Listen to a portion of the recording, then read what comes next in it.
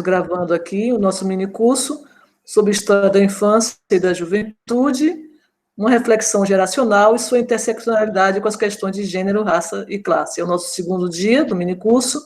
Hoje, nosso palestrante é Alessandro Cerqueira Bastos, que vai justamente discutir a percepção da infância e da juventude a partir da discussão de masculinidade e de honra. Eu gostaria de pedir permissão, portanto, a todas e todos, né, de, antes de iniciar a fala do professor Alessandro Cerqueira, fazer um breve resumo do que foi discutido, né, na aula passada. É possível? Se for, coloque aí no chat. Concordam com essa metodologia? Ok, então, eu vou aqui disponibilizar os slides e dizer também aos presentes que vou disponibilizar o link de frequência, pois aqueles que não tiveram no encontro passado, mas que estão nesse, preencham a lista de frequência também hoje, os que estiveram e os que não tiveram, porque todos obterão o certificado, e a forma de obter o certificado é através do link de frequência. Então, eu vou agora aqui disponibilizar os slides.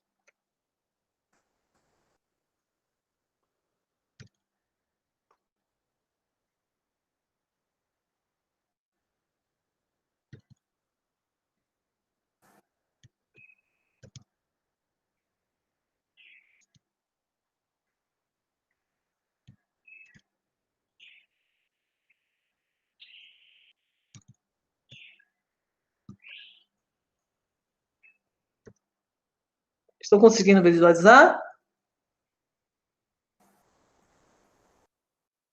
Bom, o nosso minicurso, portanto, é intitulado Uma História da Infância e da Juventude e sua interseccionalidade com as categorias de gênero, raça e classe. Né? No minicurso passado, nós discutimos que a infância e a juventude são fases da vida humana construídas social e historicamente.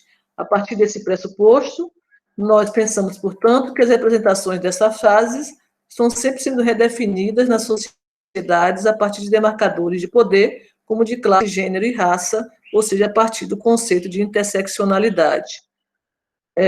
O conceito de interseccionalidade é justamente aquela proposta de você levar em conta as múltiplas fontes de identidade e constrói a subjetividade dos sujeitos históricos. Uma das formas de pensar essa identidade é justamente a categoria gênero, e foi a que nós adotamos na nossa apresentação passada, levando em consideração, portanto, que gênero é a organização social da diferença sexual e é um saber também que se estabelece significados para as diferenças corporais dos indivíduos. Portanto, as diferenças sexuais são culturalmente e historicamente produzidas, e essas assimetrias de gênero são produzidas por essas outras identidades, mas também essas outras identidades sofrem as influências das assimetrias de gênero. Daí a necessidade de, quando estudarmos a questão da infância e da juventude, levarmos em consideração a questão da classe e da raça, e também da categoria de gênero e dos aspectos geracionais. Também atenção que historicizar a história da infância não é algo fácil, né? Porque, assim como os demais sujeitos subalternizados e silenciados, é muito difícil ter acesso a esses sujeitos históricos em temporalidades remotas, mas também porque existe uma dificuldade na historiografia da infância em definir o que seria história da infância e história da criança. Levei em consideração, portanto, essa dificuldade do campo historiográfico, né, em definir o que seria a história da infância, se seria a história da infância ligada às ideias, a história da criança ligada ao cotidiano, né, que é o grande dilema dessa produção historiográfica, e levantando, na verdade, a hipótese de que não há uma dissociação entre a história da infância e a história da criança, porque é impossível se dissociar a ideia de prática. Bom, não neguei, portanto, as características biológicas da fase da vida humana que conhecemos como infância, ou seja, no início da vida humana, mas reconhecia o caráter histórico e cultural das percepções sobre a infância, como também das demais outras fases da vida humana. Então, levei em consideração que a infância era um segmento socialmente construído a partir também de ideais de masculinidade e feminilidade. É isso aí a questão. Eu discuti a questão do ideal de feminilidade e a partir da dominação masculina. E agora eu gostaria de passar a palavra, portanto, para discutir a construção da infância e da juventude a partir do ideal de masculinidade. E para isso, eu vou passar a palavra ao nosso amigo Alessandro e os slides aqui que ele necessita para poder fazer a discussão dele. Então, a discussão de Alessandro é masculinidades hegemônicas e subalternizadas, uma abordagem na sua interseccionalidade com gênero, raça, classe social e geração. Passa a palavra agora ao professor Alessandro. Então, assim, muito obrigado para a Andrea, né? Primeiro, agradecer do convite, isso é fundamental, porque além de ser uma excelente pesquisadora, né, com quem aprendi as primeiras lições de pesquisa histórica, porque a professora Andrea foi tanto minha orientadora na iniciação científica lá na graduação, como também foi minha orientadora no trabalho de conclusão final, né? Então, temos uma relação afetiva e intelectual aí que não é nada recente. Então, fico muito feliz de participar com ela e de sempre ouvi-la, né, de aprender bastante com ela. Aliás, vocês vão perceber que a influência de professora Andrea não parou ali, né? Continua influenciando até hoje. Então, fico muito grata e feliz que todo mundo esteja participando. É bem difícil participar nos 2 dias, não é? Enfim. Então, gente, essa reflexão sobre masculinidades hegemônicas e subalternizadas vai se orientar em 2 sentidos, né? No primeiro momento, eu vou apresentar os conceitos, né? Fazer uma discussão conceitual, epistemológica, e num segundo momento, assim como na última aula de professora Andrea, vamos fazer uma breve análise de documentação, né? Sempre nesse diálogo das fontes com a discussão teórica, né? Não pensar a teoria dissociada da evidência empírica, que é uma marca da história, né? Uma característica dos historiadores e das historiadoras. Pode passar para o Andrea.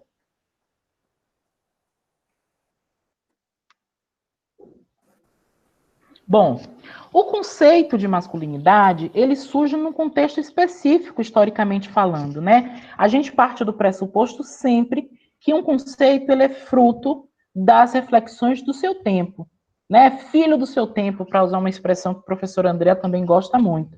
Então, no bojo dos movimentos feministas, né, que questionavam, portanto, os lugares atribuídos à feminilidade e às mulheres, no bojo do movimento homossexual, questionando o privilégio heterossexual na sociedade ocidental, no bojo de um movimento pouco conhecido de libertação masculina, em que homens, aí sim, demarcados, né, homens das classes médias, no contexto anglo-americano, sobretudo norte-americano, né, estadunidense, do mundo capitalista, onde eles começaram a questionar um pouco seus papéis masculinos, né, reinventando, né, masculinidades, criticando os modelos que até então eles se orientavam. Então, é um movimento muito influenciado pelas ondas, entre aspas, feministas. Então, é um movimento de homens criticando as suas próprias posturas masculinistas, né? Aqui pensando masculinistas como muito sinônimo de machista. Então, é nesse contexto histórico, conceitual, que surge a noção de masculinidade. O que não quer dizer que antes não houvesse reflexões sobre masculinidades. Esse é um recorte específico, repito, de uma literatura, ou seja, de uma bibliografia de língua inglesa produzida no mundo capitalista ocidental. Então, isso quer dizer que possa existir uma série de outras referências que silenciamos nesse processo de não ler essas outras autorias, né? É sempre muito importante demarcar isso. Pode passar para o André.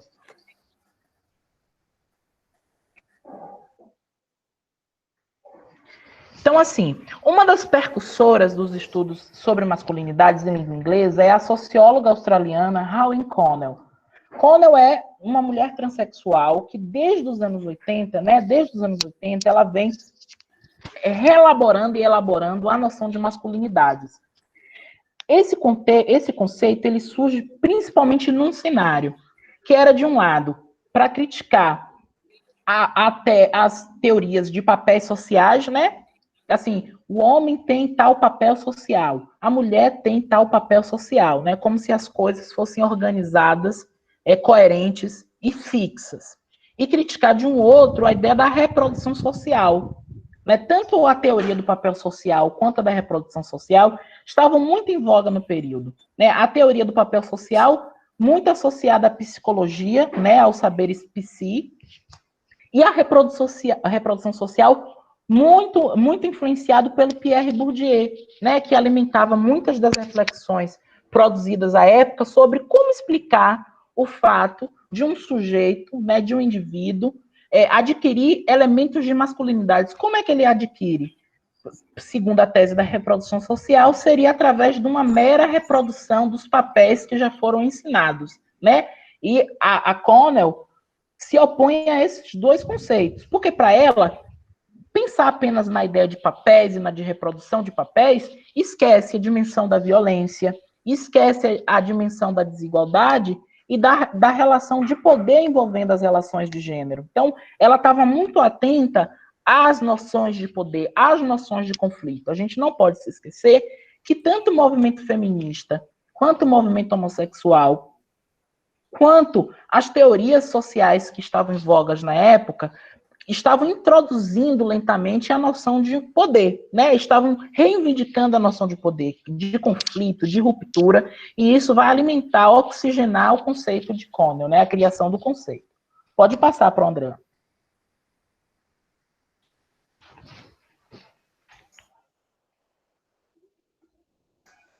Então, o que seriam as masculinidades, né? São práticas, representações, performances, experiências referentes aos homens e também às mulheres e outras configurações de gênero para escaparmos do binário, né? No interior das relações sociais que os indivíduos e os grupos mantêm com os outros. Então, nesse ponto, a gente tem algumas questões aqui importantes que a gente pode destrinchar melhor. Primeiro, que masculinidade se refere tanto ao que fazemos enquanto práticas e experiências, enquanto performances, mas também a como interpretamos essas práticas, essas experiências e essas performances. Então, é na relação entre práticas e as representações. Se refere aos homens, né? Mas também às mulheres e outras configurações de gênero específicas de cada tempo e de cada espaço. Isso aqui é muito importante, porque os estudos críticos e renovados de masculinidade não estão negando a existência corpórea, a existência de um corpo físico que sente dor, que sangra, que tem pelos, que ri, que sofre, que sente frio. Não é uma negação do corpo, mas é uma reelaboração do significado do corpo a partir das relações culturais e sociais. Isso é muito importante, porque há muita confusão, obviamente, de pessoas, algumas pessoas mal intencionadas, de que nós, estudiosos das relações de gênero, estamos negando a existência de um corpo que sente dor, que sofre. Isso não é verdade. Na verdade, a gente só está reinterpretando esse corpo justamente no interior das relações sociais, ou seja, da vida social, da vida cultural. Pode passar para o André. Então, assim, é sempre preferível que a gente use a expressão masculinidades.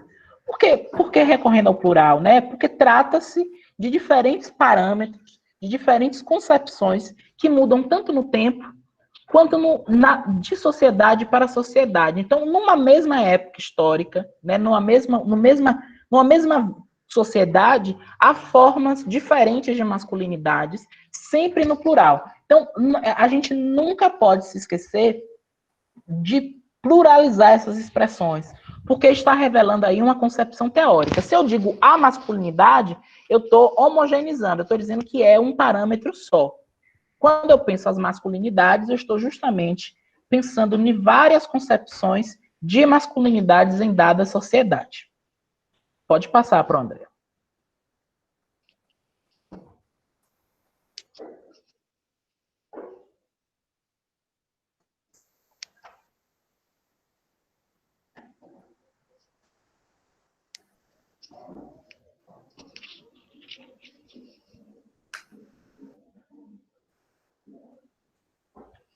A senhora está me ouvindo, Pro? A senhora consegue passar? Eu passei. Não é ideal normativo de masculinidade? Não está Aqui aparecendo, não está não? aparecendo, não. A senhora clica de novo para a gente ver. Aqui. Pronto. Ideal, Agora deu certo. passei. A senhora volta só mais um pouco, Você quer que esse passou aqui? demais. A senhora só volta um. Pronto. Esse aqui? Vol- Aí, pronto. Esse? Volta, só mais um. Depois desse. Aqui. Peraí.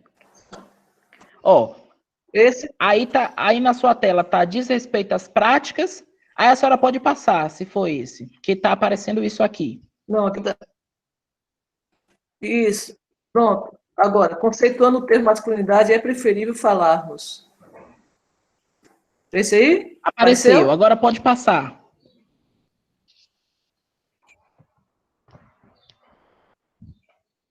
Ideal normativo de masculinidade hegemônica. Isso, Apareceu tudo aí? certinho, tudo certinho. Tá aparecendo sim.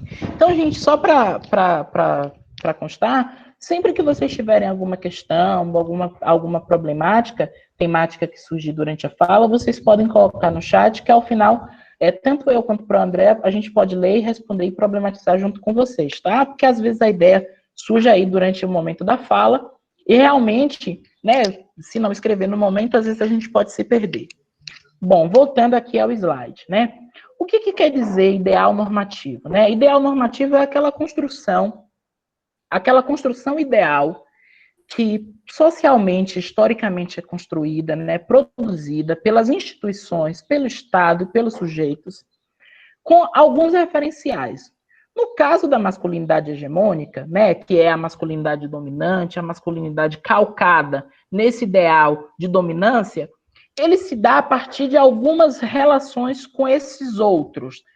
Primeiro, a partir da dominação às mulheres ou às feminilidades, né? A partir dessa oposição, eu tenho uma masculinidade porque eu não possuo uma feminilidade, né? Essa ideia reducionista de que a masculinidade ela poda qualquer influência, qualquer característica da feminilidade e, portanto, ao pensar a feminilidade como algo inferior, automaticamente a via de relação entre a masculinidade e feminilidade só se dá através da dominação. Só é possível se relacionar com as mulheres através de uma prática de dominação. Em relação às masculinidades subalternas, que são os sujeitos que, mesmo compartilhando da masculinidade, compartilham de uma experiência de masculinidade que é socialmente inferiorizada. E aqui eu citei um exemplo da masculinidade de homens gays, mas aí a gente tem uma série de outros exemplos, né? A masculinidade de homens negros, a masculinidade de homens trans, a masculinidade de homens das classes populares, a masculinidade de homens com deficiência física. Então a gente poderia ter uma série de outras variáveis. Mas o ponto dessa hipótese minha aí, que não é minha, porque eu estou me baseando na Hannah O'Connell, é que as masculinidades vão se construir a partir desse binômio, né, de dominação e hierarquização, sempre assim, em relação aos considerados inferiorizados, que podem ser mulheres, homens gays, homens trans, homens com deficiência, homens das camadas populares. Até esse momento, a gente já tem, então, portanto, a ideia de que ideal normativo se refere aos grupos dominantes. Embora algum adendo possa ser feito aí, né? Porque também não podemos considerar que todos os sujeitos do grupo dominante reproduzem a mesma forma de masculinidade, né? Mesmo no segmento dominante, há uma variação cultural. Esse que é o legal de história. Pode passar para o André.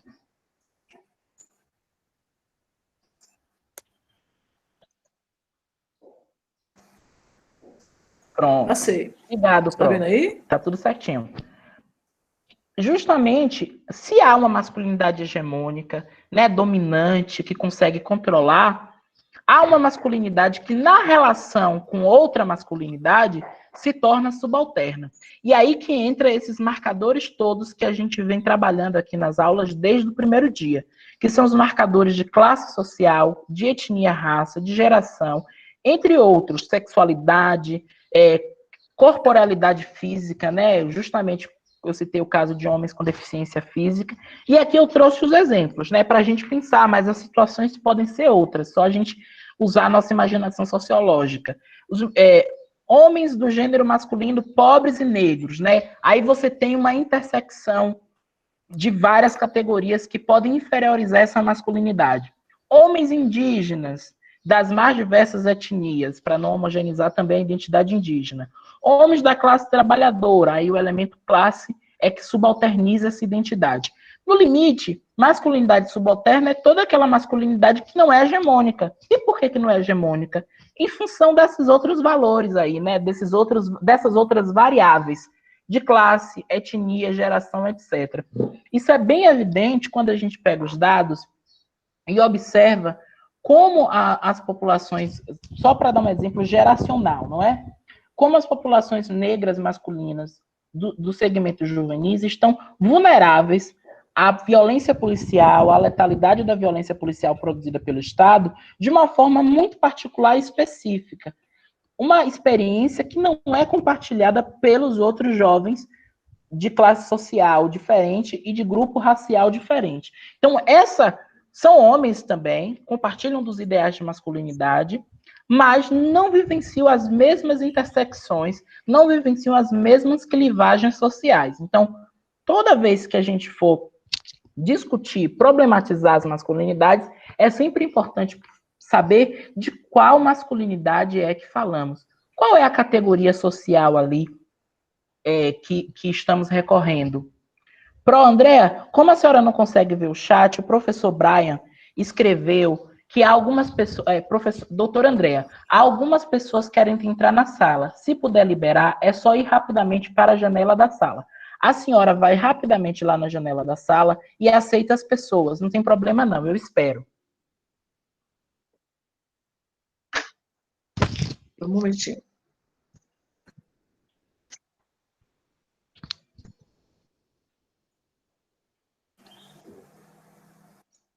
Vou ter que sair aqui rapidamente. Isso, a senhora volta para a tela do Meet e aceita as pessoas. Pronto. Ok.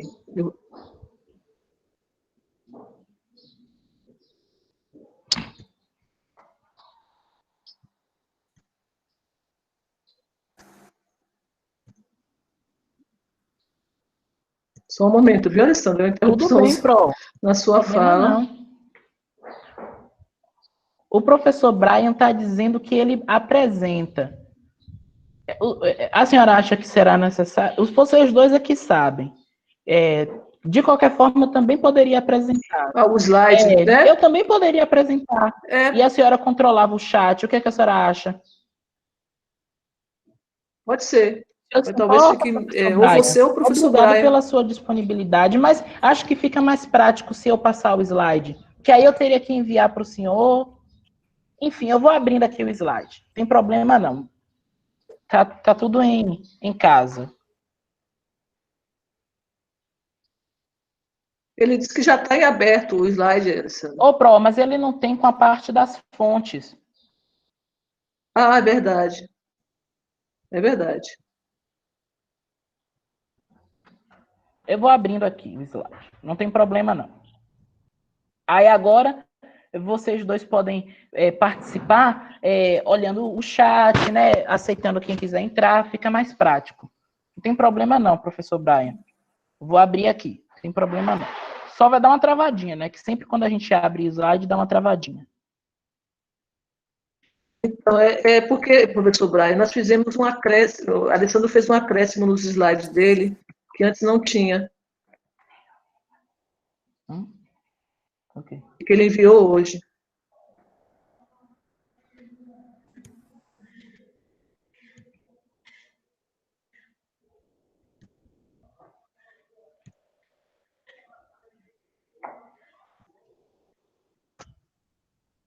Pronto. A senhora pode parar a sua apresentação, Pro, que aí eu começo aqui a minha. Ok. Só um momento. Certo. Eu não parei, não? Não. Deixa eu ver aqui. Espera aí. Parar a apresentação. Isso. Pronto. Agora eu vou começar a minha. Quando eu abrir o slide, eu falo para as pessoas que chegaram agora o que está acontecendo.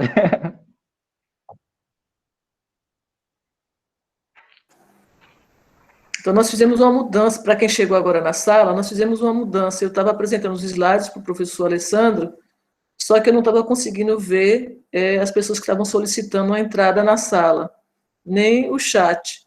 Então, eu parei a apresentação e agora Alessandro vai passar os próprios slides e eu vou poder controlar melhor aqui, né, o chat e as solicitações de entrada na sala.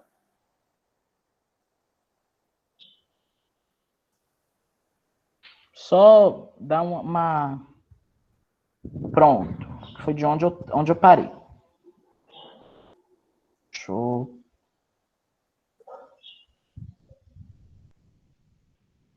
Deixa eu ver aqui que tá travando.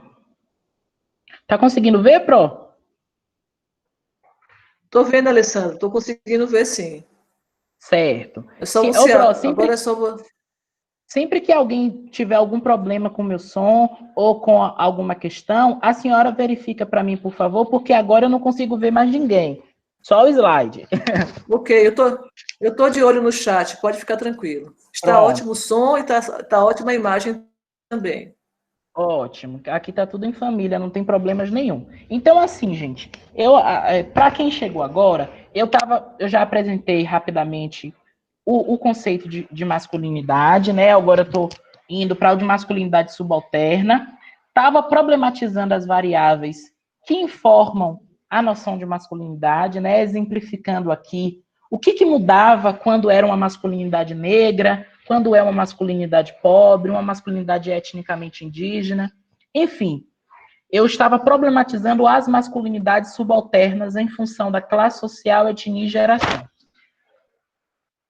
Agora, justamente, eu gostaria de trazer aprofundadamente o que seria como é que se processaria uma dominação masculina. O professor André já trouxe esse conceito na última aula, quem já teve a oportunidade de problematizar junto com ela.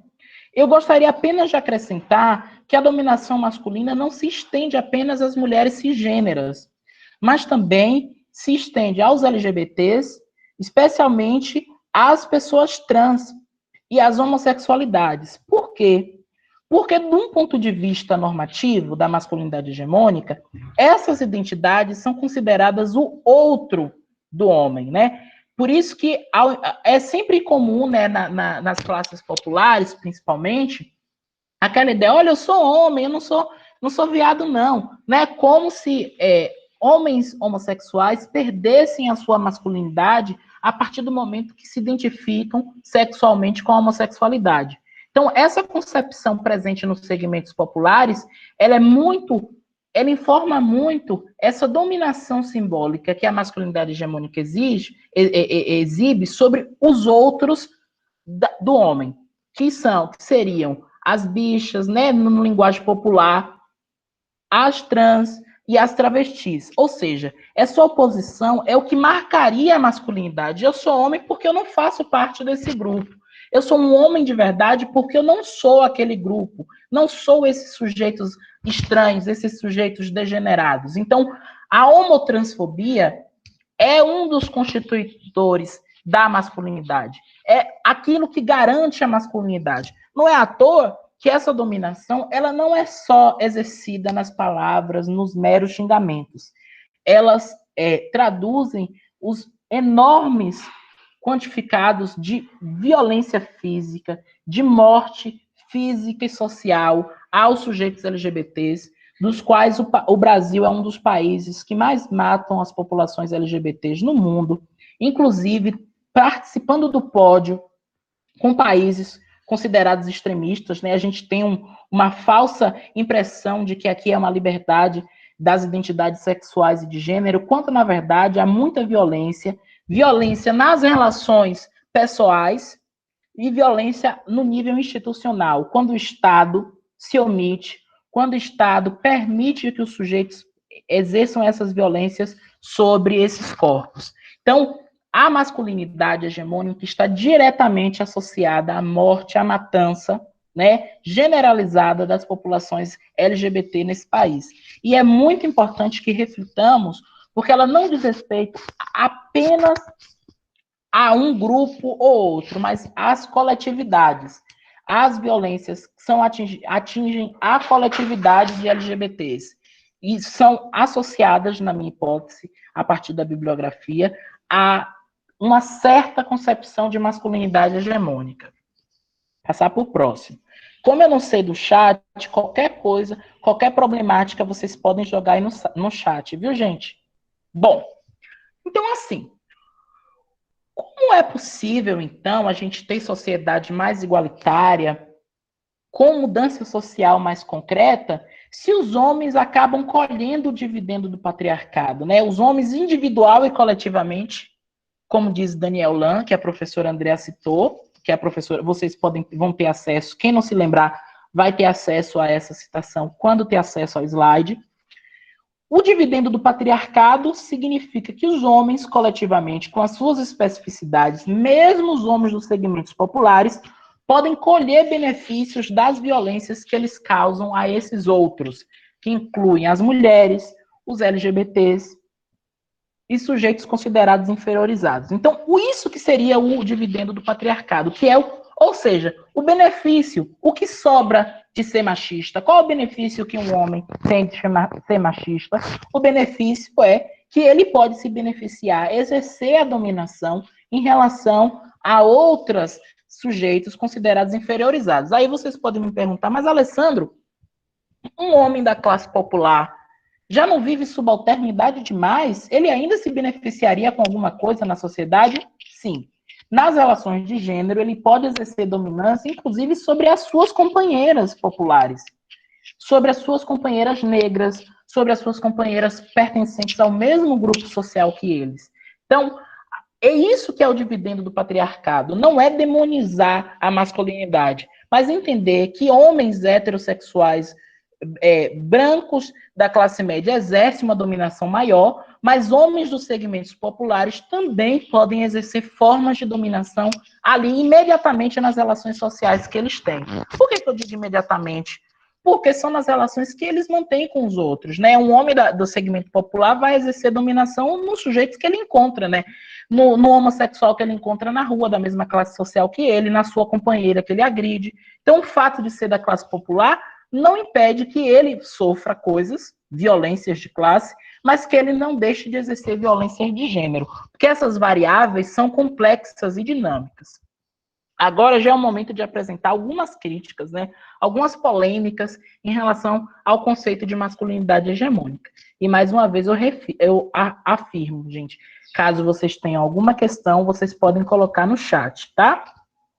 Bom, uma das críticas que tem a esse conceito da Connell é que havia nesses textos dela uma construção de masculinidade muito rígida, né? Uma hegemonia. Você não escapa, né? A ideia de hegemonia, que é um conceito marxista, ele pressupõe que um determinado grupo social controle um outro grupo social, né? Ou melhor, uma classe, já que a gente está falando em termos marxistas. No caso de Connell, ela fez uma adaptação a esse conceito marxista para as relações de gênero. Ou seja, um grupo domina em relação ao outro nos aspectos de gênero. Mas assim, no conceito marxista, há uma resistência à hegemonia. E no conceito de Connell, qual seria a resistência à hegemonia de gênero? Essa é uma pergunta que a gente pode fazer à autora. É claro que do tempo que esses textos foram escritos, entre os anos 80 e 90, várias produções já reatualizaram e já aperfeiçoaram essa questão.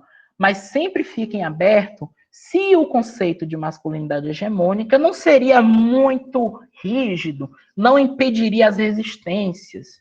Essa é uma questão.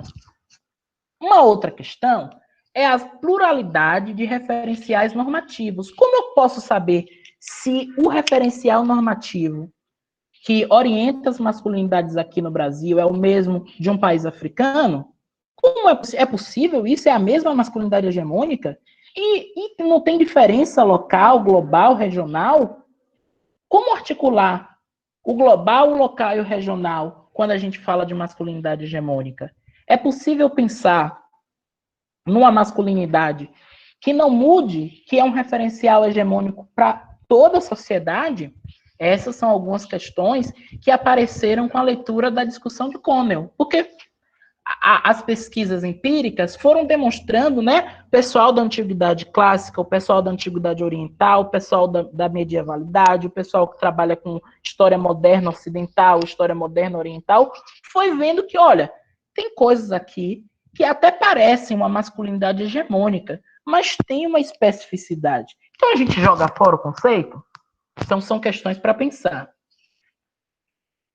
Bom, no campo da história, diferentemente das ciências sociais, a masculinidade, a discussão de masculinidade ainda é um campo muito incipiente, né? Quer dizer, é um campo que não tem tanta produção, talvez por conta de um preconceito historiográfico, afinal de contas, se a gente levar em conta que, acertadamente, as historiadoras das mulheres levaram anos para se solidificarem com o campo História das Mulheres, é natural que um campo chamado História dos Homens ou da Masculinidade tenha uma certa resistência, porque fica parecendo que você quer retornar a um tipo de história que privilegiava os homens em detrimento das narrativas femininas.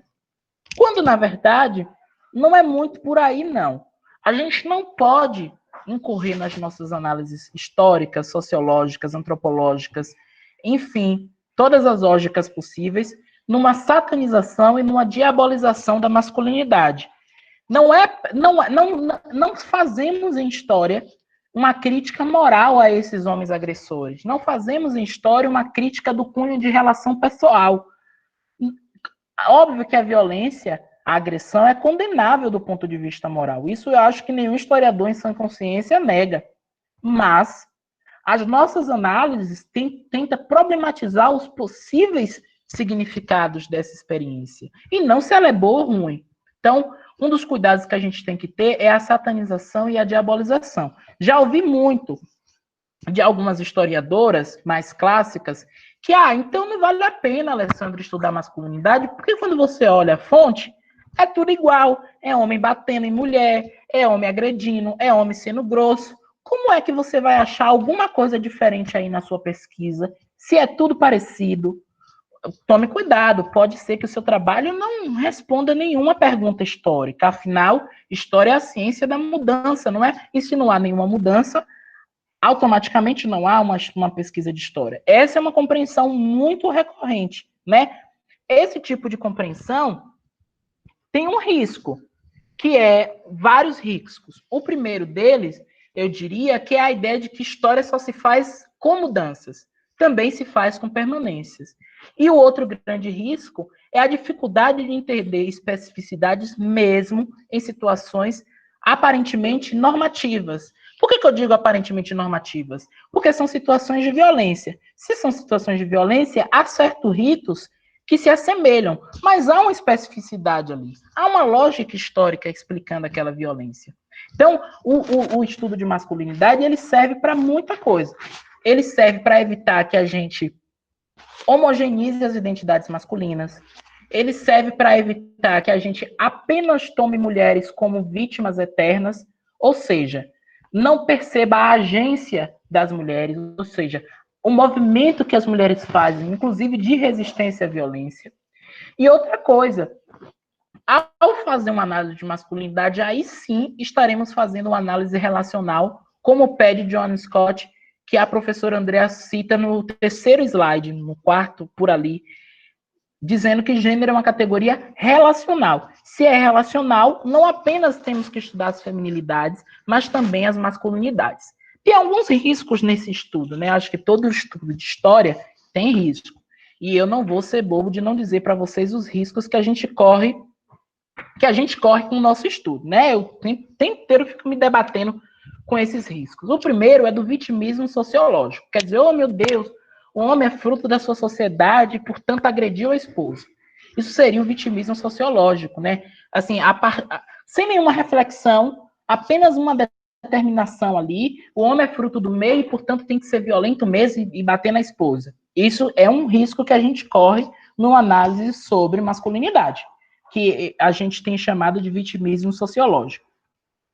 O outro risco é reificar a dominação sobre as mulheres, ou seja, escrever uma história, uma narrativa de história que o homem só agride, que o homem só sufoca, que o homem só domina, que o homem só protagoniza e, mais uma vez, silenciar as mulheres na narrativa. Ou outras configurações de gênero não hegemônicas. Sempre aqui atento à crítica ao binário, que é possível fazer quando a gente tem análises mais relacionais, né, mais relativas, sempre um em relação ao outro e sempre considerando que há várias identidades que às vezes escapam e às vezes extrapolam esse binário feminino-masculino. Mas o fato é que esses dois riscos presentes na pesquisa histórica de masculinidade são riscos que a gente não pode fechar os olhos, porque eles podem comprometer a qualidade da nossa pesquisa. Outra coisa, então, um historiador ou uma historiadora tem que estar atento, portanto, às variações e às permanências. Não só o que muda, mas também por que permanece e por que muda. Nas múltiplas temporalidades, a antiguidade, por exemplo, que é, inclusive, o campo de estudos do professor Brian. Na espacialidade, por exemplo, África Central, América Latina, Nordeste brasileiro, sempre levando em conta que tanto a temporalidade quanto a espacialidade são construções, certo? Que partem da reflexão teórica analítica do pesquisador. No meu caso, a temporalidade seria história contemporânea, a espacialidade, Feira de Santana. Temporalidade, década de 60 e 70, espacialidade, áreas rurais de Feira de Santana. Sempre assim, porque a gente não estuda o mundo inteiro, né? A gente precisa recortar na nossa pesquisa um universo para facilitar as nossas hipóteses, senão as hipóteses não vão explicar a realidade, né? Vão chegar lá, mas não vão ser tão interessantes assim. Bom, duas questões então. Como aplicar o conceito nas pesquisas empíricas, né? E aí, falou tanto, Alessandro, e aí, como é que faz na pesquisa? Dá certo? Tem como fazer isso mesmo? Colocar masculinidade na pesquisa? Né? Aí a pergunta, como a masculinidade informa uma experiência histórica, determinada experiência histórica, né?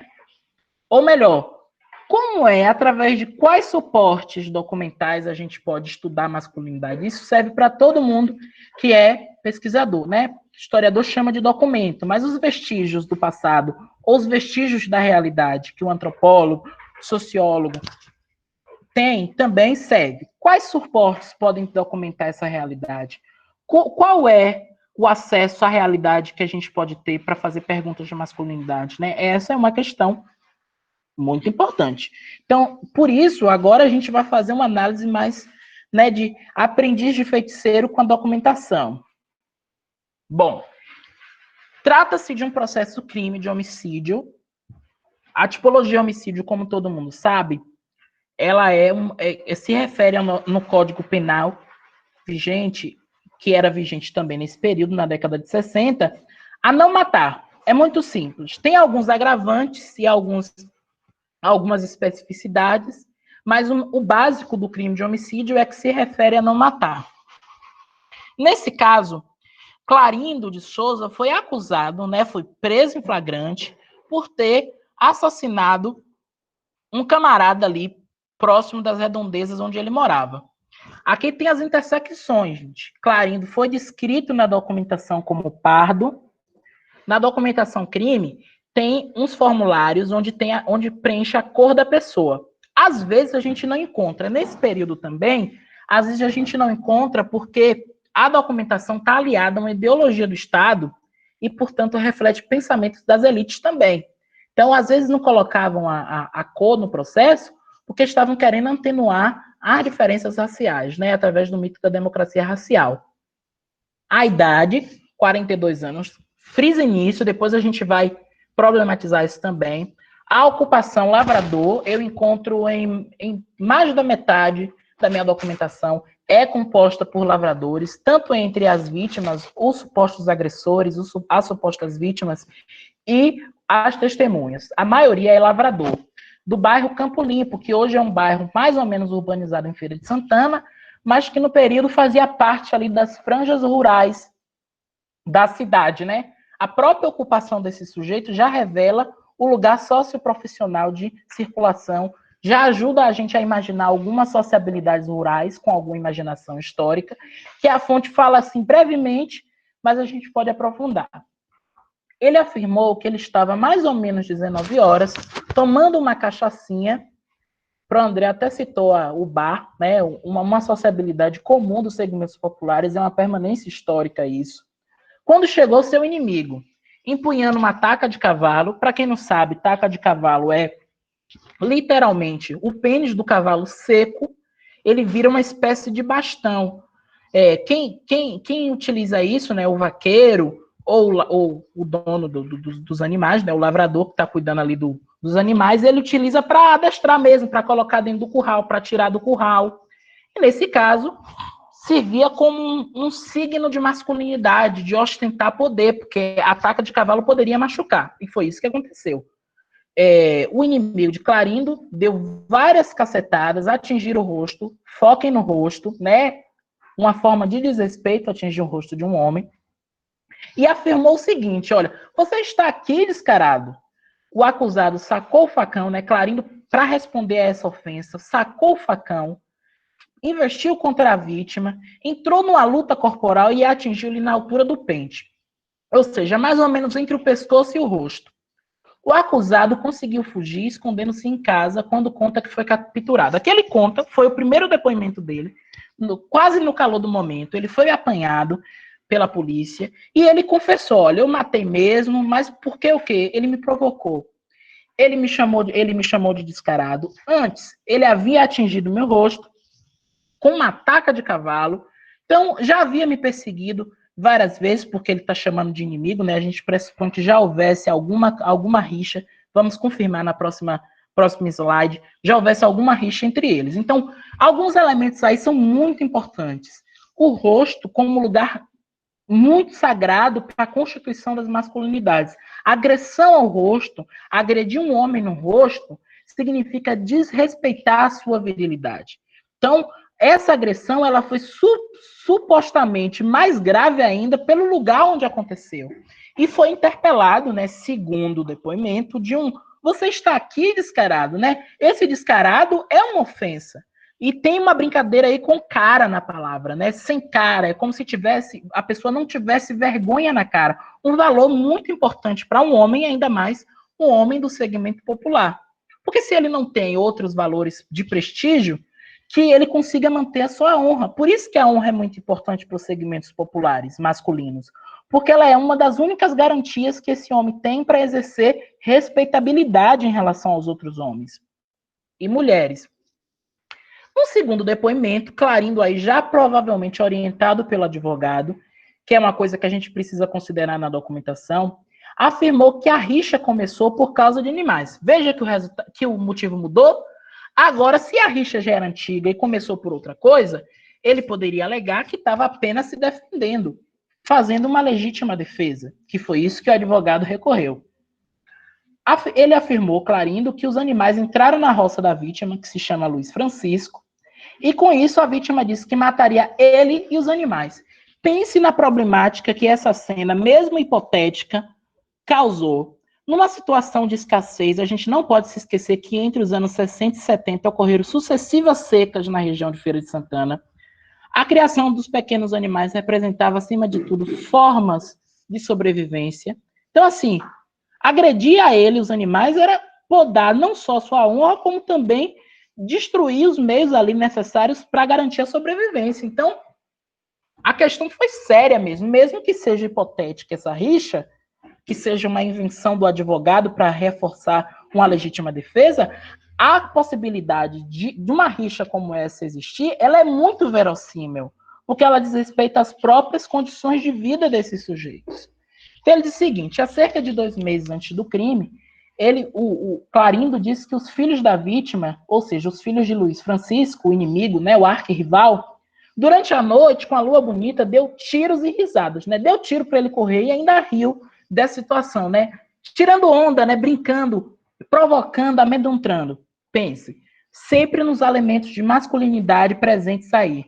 Você, no caso Clarindo, um homem de família, 42 anos, sendo desrespeitado por uma série de filhos jovens de Luiz Francisco, né, com tiros e risadas, isso deve ter causado algum problema. Tanto que ele foi dar queixa na delegacia.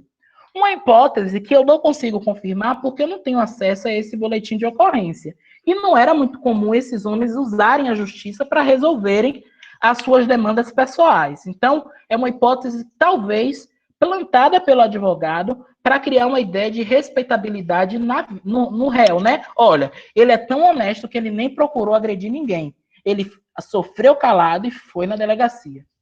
Então, o réu conta que procurou os agressores e foram juntos para a delegacia. No entanto, mesmo assim, foi ameaçado na frente da própria casa, pego pelo colarinho com a peixeira na mão e a peixeira sendo passada no rosto. Novamente, o rosto. Depois disso, ficou que nem podia andar, evitando a Estrada das Boiadeiras. A Estrada das Boiadeiras era um lugar, como o próprio nome sugere, que os bois eram atravessados, né, em Feira de Santana, vindo de diversas regiões sertanejas, para chegar até o centro da cidade. Mas percebam, ficou que nem podia andar, ou seja, ficou amedrontado, ficou com medo de circular ali na região, supostamente porque estava sofrendo ameaças. Novamente, aparece o elemento do rosto, o rosto sendo o lugar da agressão por excelência, apanhado pelo colarinho, né, desrespeitado na frente de casa, provavelmente havia alguém nessa casa, né, alguma audiência, o que é pior ainda se houver audiência, porque aí alguém viu um homem ser desrespeitado na frente de casa. Elementos de masculinidades aí também. Passamos para o próximo. Também a gente teve acesso ao depoimento de outras pessoas que estiveram envolvidas indiretamente na história. Marciano Suzano, descrito como preto, também lavrador, 44 anos, morador da mesma localidade, na Estrada das Boiadas e Campo Limpo. Eu encontro uma proximidade ali geográfica, às vezes um lugar é chamado por outro nome, né? Um e outro nome dá o mesmo nome do lugar. Ele afirmou que estava na venda no dia do episódio, que Clarindo chamou Luiz e afirmou: pelo amor de Deus, não venha cá.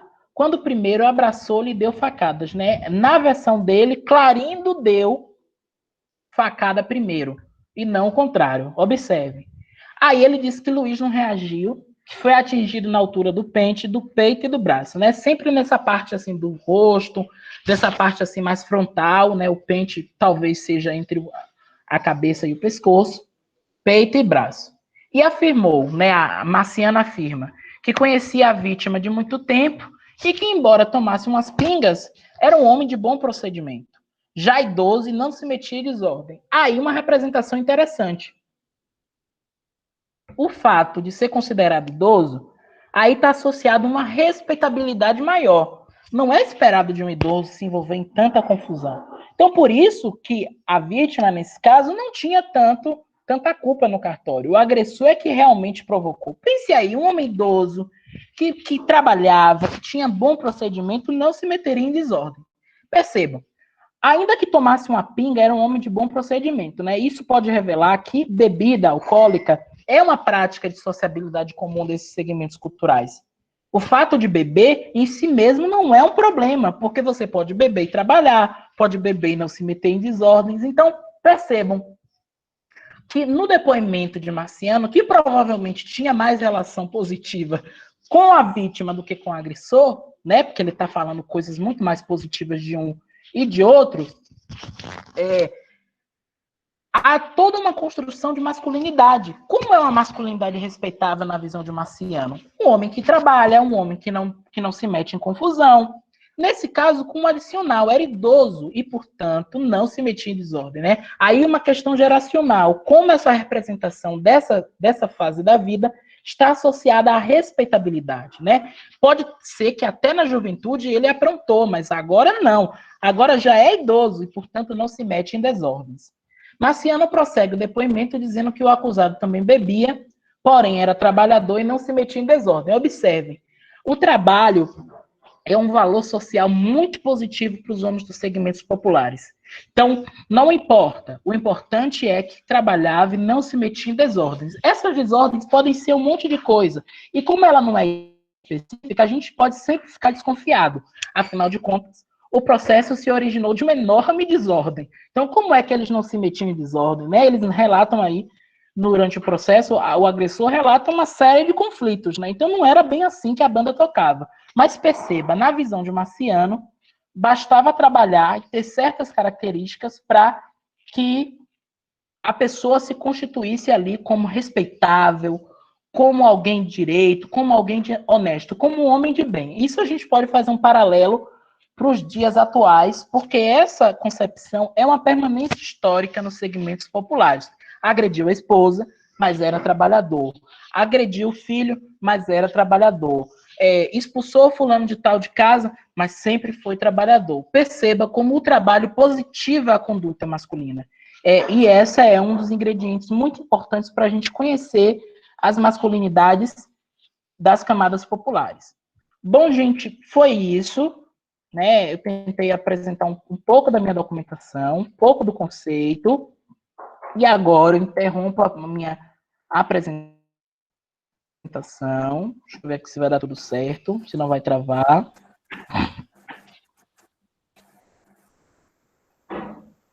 Deixa eu ver aqui. Pronto. Já encerrei a apresentação. Espero que tenha dado tudo certo aí. Pronto. Agora, eu não sei se eu posso falar, né? A senhora que sempre fala, né, Pro? Que assim, que a gente está aberto agora às observações. Vocês podem fazer sempre observações para Pro André e para mim, ou com qualquer outra pessoa que esteja aqui que vocês queiram dialogar, no chat ou falar no microfone ou aparecer o rosto. Todo mundo pode falar quem quiser, tá?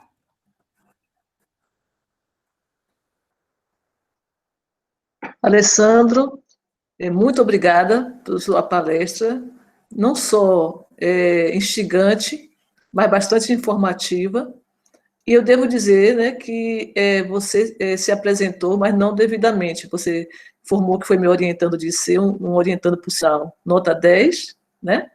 Mas também ele é mestrando atual, né, na UFBA, no qual ele desenvolve essas pesquisas sobre masculinidade, inclusive, uma documentação que até então ele não tinha utilizado, né, na sua graduação, que era exatamente os processos crimes de homicídio, que no início de sua pesquisa, que ele pesquisava a masculinidade, mas recorrendo aos processos de estupro, sedução, né, e rapto.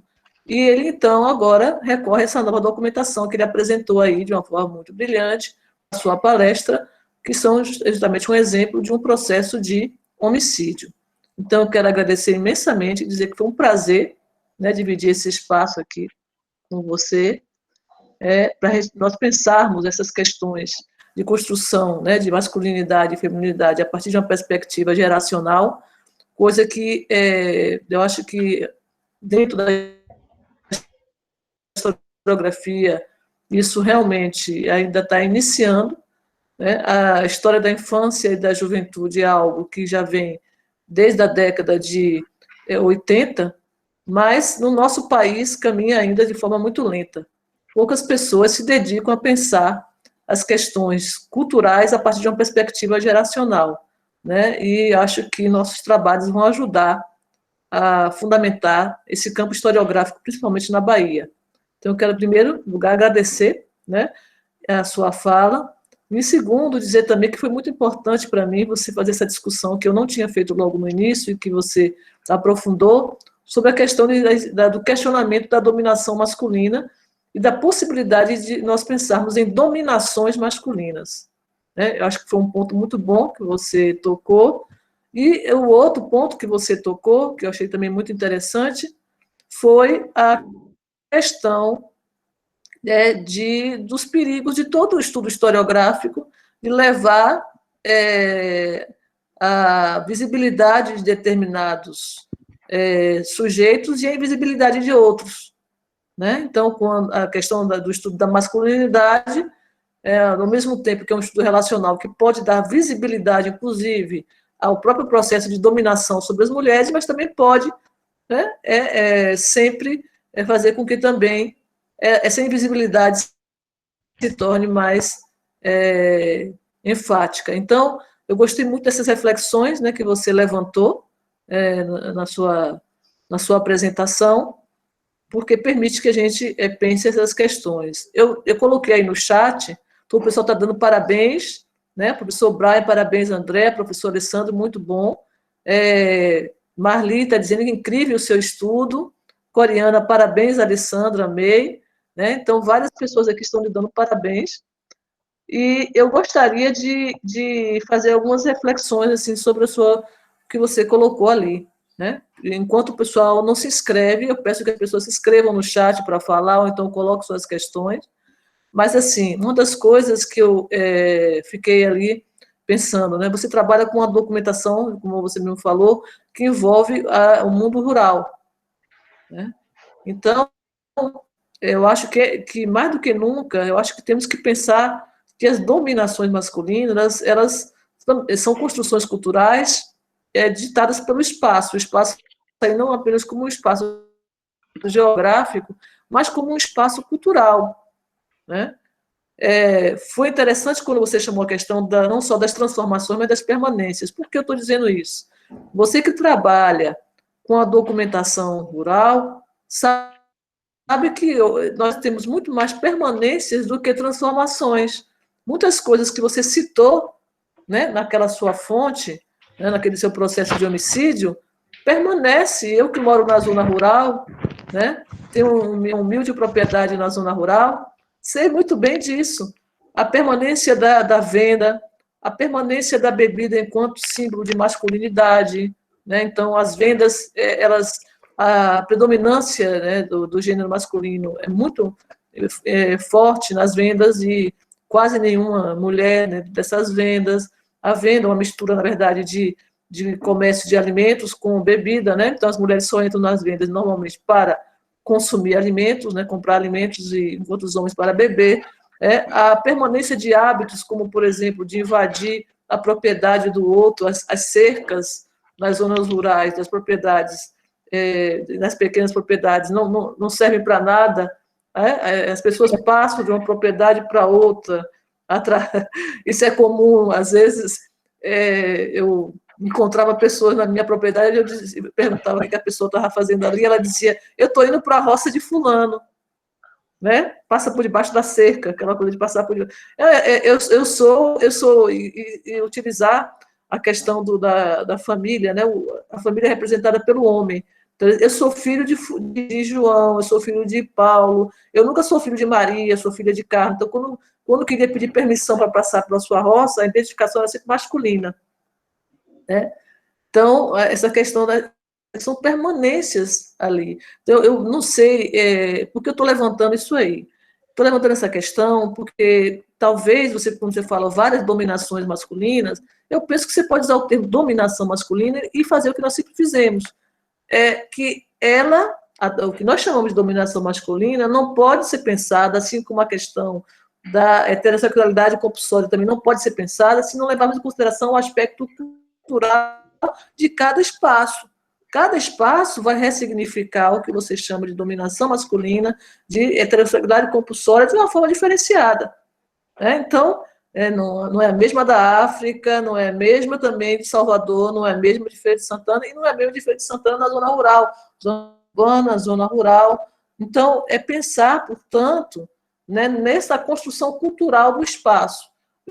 Ver o espaço enquanto um espaço de rede de símbolos culturais que formatam e ressignificam os valores, né, dominantes. Eu penso que talvez seja uma estratégia aí, né, para a gente lidar com os conceitos, mas respeitando sempre, né, as especificidades, não só históricas, mas dos espaços. E o espaço aí não pode ser visto apenas como espaço geográfico. Você usou o exemplo da taca de cavalo, a taca de cavalo, eu que moro em zona rural e ando de cavalo, adoro, inclusive, né? eu não uso a taca, mas a taca existe para a gente ter o controle. Sim. Não é mais com o membro do cavalo, é feito de couro, né? É feito de couro, mas para você poder ter o controle do cavalo, para que ele não, por exemplo, se ele disparar, você conseguir controlar, se ele estiver lento, você controlar, para você colocá-lo.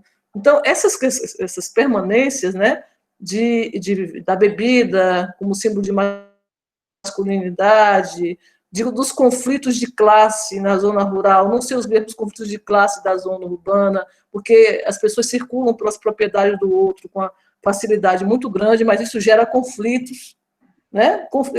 Esse conflito que você citou aconteceu quase parecido aqui, não tem 2 meses, que o vizinho invadiu a propriedade do outro, e aí, né, e o gado do vizinho invadiu a propriedade do outro e comeu toda a plantação, né, acho que não sei se foi de aipim, não sei, do vizinho, e aí o vizinho vai no confronto, né, para brigar exatamente, porque ele tinha ofendido, porque houve uma invasão sem nenhum tipo de... Não é porque comeu, né, e deu um prejuízo econômico, mas também porque isso foi feito sem a permissão, é como se estivesse diminuindo a masculinidade do chefe de família daquela propriedade, entendeu?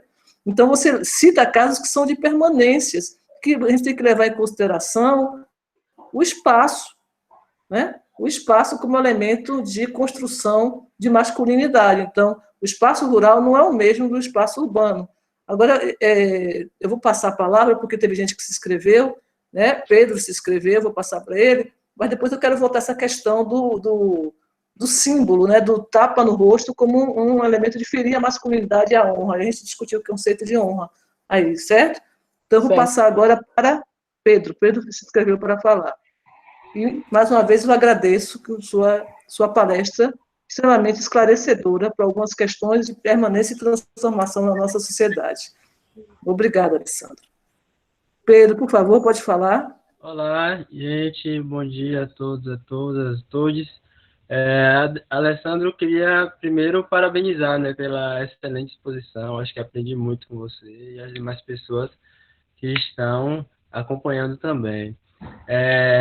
Eu gostaria de fazer uma pergunta para você, que eu fiquei pensando assim, quando você expôs principalmente os casos do processo crime, e você sabe do meu interesse por esses processos crimes da época que você ainda era bolsista lá, frequentava o SEDOC. Então, eu já acompanhei alguns processos de violência, em que o que me chamou mais a atenção desse caso que você citou foi a questão essa questão que você cita, né? Da taca, coisa e tal, de cavalo. E isso me parece também ser um resquício, né? De uma prática que se usava, de uma violência corporal e simbólica, que se usava também no período da escravidão e que nos anos iniciais do século XX é muito recorrente. Então, como perceber essa violência dando conta da tamanha gama de significados, né? De interseccional, né? Eu acho que você faz muito bem essa discussão e eu gostaria de perguntar a você qual o aporte teórico, quais elementos você utiliza para fazer essa discussão. Pro, já pode responder? Pode responder, Alessandro. Certo.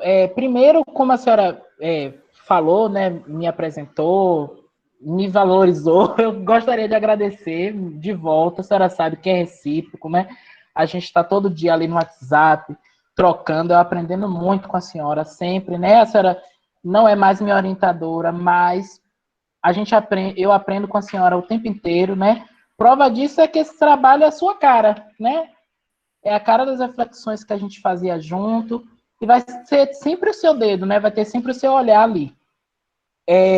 Respondendo a Pedro. Pedro, eu uso uma série de bibliografias, né? Eu parto do pressuposto da masculinidade a partir da Harlan Connell, mas eu tenho usado muito um autor, ele é norte-americano, mas ele estudou mexicanos. que é o Matthew Gutmann. Eu vou chamar de Matheus Gutmann, vou brasileirar. O nome do livro é Os Significados de Ser Homem em uma Colônia Popular em uma colônia popular da Cidade do México. É um trabalho poderosíssimo, ele critica alguns pressupostos teóricos das teorias mais hegemônicas, né, que são bastante preconceituosos com os homens rurais, com os homens iletrados, que associam automaticamente os homens rurais a uma incivilidade. Então, ele revisa um pouco esses conceitos, porque a gente não pode perder de vista que, apesar de reprodutores de violências, esses homens também sofrem violências do Estado, né? Então, isso é muito importante. Esse autor foi indispensável.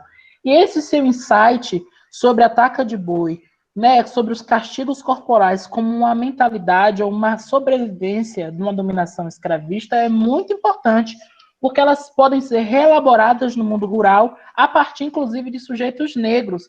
Como você pode ter percebido mesmo, Pedro, tanto Clarindo é pardo, né, ou seja, não branco, a expressão parda pode significar uma série de variações cromáticas, mas nunca é necessariamente branquitude, né, ou seja, é um sujeito afrodescendente mesmo, e todo o círculo ali de lavradores, né? A gente não tem ali nenhum grande proprietário, nenhum agredido. Eu tenho acesso ao corpo de delito do agredido. O agredido também é não branco. Se eu não me engano, ele é descrito como leucoderma, ou seja, uma cor parda, né? Essa expressão aí é da documentação médica, como você sabe.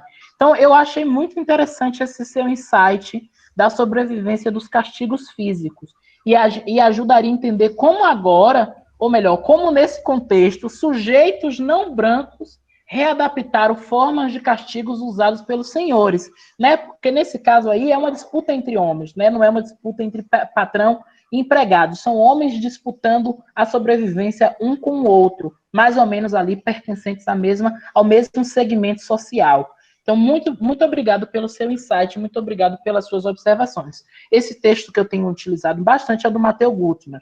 E aí a gente pode trocar essa informação depois, se você quiser, se você ainda estiver discutindo essas temáticas.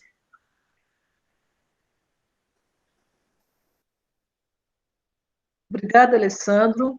Antes de fazer uma pergunta para você, né, eu vi que ainda ninguém se inscreveu, eu queria ler aqui a observação do professor Brian. Ele diz: trabalhar com os documentos, como o professor Alessandro fez, o doutor André anteontem, é muito precioso.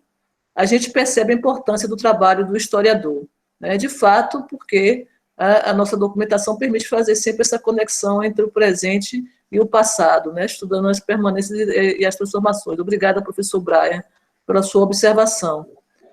Obrigada, Pedro, né, pelo questionamento levantado, muito bem, bom questionamento.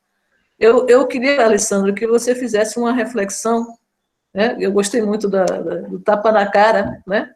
Porque a questão do tapa na cara é um elemento que fere a noção de honra, né, masculina, e, como você sabe, nossos estudos têm demonstrado que a noção de honra masculina está muito associada à noção de honra feminina também.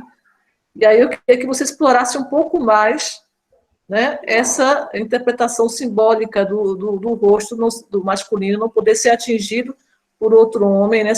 Por que eu chamo atenção para isso? Porque, inclusive, vários casos onde ocorre o feminicídio, né, ele é justificado exatamente por a mulher ter atingido o rosto do homem, né, ter dado um tapa no rosto do homem. Então, vários casos que eu encontro, né, de feminicídio são justificados exatamente por essa justificativa aí, de que a honra teria sido atingida porque a mulher deu um tapa no rosto do homem.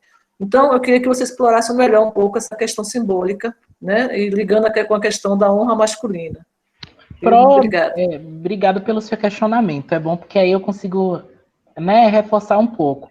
Eu vou muito nas interpretações seguindo os seus estudos, né, de que ao ser agredido no rosto, um homem se considera rebaixado na condição de feminilidade, porque o tapa é tido como uma forma de agressão tipicamente feminina, né? Receber um tapa no rosto é se rebaixar a uma condição inferior socialmente estabelecida para a feminilidade. Então, o tapa é um gatilho, né, é um start para uma série de afrontas que é muito menos que física, né? Porque, tecnicamente, um tapa na cara machuca menos que um tiro, que uma facada, mas, simbolicamente, ele atinge toda aquela constituição de masculinidade que se concentra no rosto. Eu tenho uma hipótese para isso. Minha orientadora não gosta muito dessa hipótese, mas aqui hoje ela não está, então eu posso ficar mais livre com essa hipótese. Nas nossas sociedades afrodescendentes, a cabeça também é uma dimensão muito importante para as religiões negras. Então, a cabeça é onde mora o sagrado também. Então, os sujeitos dos segmentos populares recombinam valores antigos e reatualizam com novas linguagens. Então, tanto a cabeça na cultura europeia da honra é protegida, né? Esse sistema mediterrâneo da honra e vergonha tem uma relação poderosa com o rosto masculino, é onde carrega a identidade, é onde o homem carrega a dignidade, e volto a dizer, onde o homem pobre carrega a dignidade, porque se ele não tem grandes propriedades, ele não tem um séquito de funcionários, ele não tem riqueza física, ele tem o rosto para proteger. E no caso dos segmentos populares e negros, o lugar simbólico da cabeça. A cabeça é um lugar simbólico de religiosidade e de respeito, mesmo que essas pessoas não sejam necessariamente adeptas de candomblé, porque o catolicismo popular é sempre uma ressignificação de vários valores culturais, ainda que as pessoas não sejam professadoras desse credo aí, de estigmatizado o que é o candomblé. Os trabalhos para a Feira de Santana demonstram que em Feira de Santana havia uma importante capilarização das religiões de matriz africana e que podem muito bem influenciar a mentalidade, a cosmovisão desses homens. Então, eu tanto vou para a via europeia da explicação, do sistema honra-vergonha, quanto para os sistemas afro-brasileiros de explicação da honra. Eu tento conciliar os dois, sempre lembrando que ser atingido no rosto é ser rebaixado à condição de feminilidade. Ou seja, o homem pobre, o homem negro pobre, só tem uma coisa só a proteger, a sua dignidade masculina. E é isso que, a todo custo, ele tenta defender. Muito obrigada, Alessandro. Adorei a sua hipótese. Se você quiser escapar da crítica da sua orientadora, você pode usar a palavra de probabilidade, né? Porque probabilidade é algo aberto, né, que pode ser questionado. Então, eu adorei essa probabilidade de ela não gosta, portanto, não, olhar pelo lado também. Ela não gosta nem um pouco. O bom é que o professor Brian já colocou aqui uma pesca para mim, uma dica, a senhora já deu a dica, vou anotar tudo, porque ela não gosta não, viu? Isso, mas o professor Brian falou exatamente, tanto é assim que a escarificação dos africanos escravizados ou o rosto embranquecido com o pó dos europeus desde a Idade Média enfatizam o rosto. Então já pega aí essa, né, a afirmação do professor Brian, e ele diz assim, quem está certo é você, professor Alessandro, tá vendo? Então você está indo pelo caminho certo e manter essa sua probabilidade no diálogo com a sua orientadora, é claro, né? É, claro. Sempre no diálogo com o orientador. Respeitando quem tem mais experiência, né, Pro? Mas você pode exatamente comprovar ou tentar comprovar essa sua probabilidade. Eu acho que probabilidade deve ser sempre mantida nos nossos textos, né? Porque o texto está sempre em aberto para ser questionado pelos próximos. Luciano tem uma pergunta. Luciano diz assim, Alessandro, eu também pesquiso a década de 60 e vejo um domínio do homem em locais historicamente femininos, como as cozinhas dos restaurantes e como professores de dança, inclusive bailarinos estrangeiros trabalhando nas escolas de dança de Feira de Santana. Você vê alguma implicação da masculinidade no mercado de trabalho nas décadas que você pesquisa? É a pergunta de Luciano Nascimento. Oi, Luciano. Que ótimo. Curioso para ver seu trabalho também. Olha, eu não vejo, porque eu fiz a quantificação de todas as profissões da minha documentação e eu não encontro essas experiências de profissão consideradas femininas, né? A única experiência de documentação mais vou usar aspas, viu, estranha que eu encontro é um homem como cabeleireiro, que inclusive ele se envolve numa confusão bem séria com outro homem que não entende direito, se sente paquerado, e aí vira uma briga enorme entre os dois. Eu só encontro esse sujeito sendo cabeleireiro, que era inclusive do Recôncavo, ele afirma lá que aprendeu a fazer cabelo, não sei se só feminino ou masculino, ele não especifica, mas que ele aprendeu desde sua cidade, que foi São Félix, e veio para a feira tentar a vida. Mas eu não encontro bailarinos, cozinheiros, esses sujeitos não quer dizer que não existiam, é importante frisar, mas eles não se envolveram nos meus processos. É sempre o limite da minha própria pesquisa. Ou seja, eles não se envolveram em brigas, não mataram ninguém, hipoteticamente, ou melhor, o processo não foi criado. Então, sempre há esse limite na pesquisa histórica, o limite da documentação. Eu adoraria ter encontrado um bailarino na minha documentação. Adoraria, mas realmente não encontrei. Ok, Alessandro, obrigada. Eu queria chamar a atenção para a observação que o professor Brian falou do rosto embranquecido com o pó dos europeus, essa questão do rosto ainda, né? O rosto embranquecido com o pó dos europeus desde a Idade Média.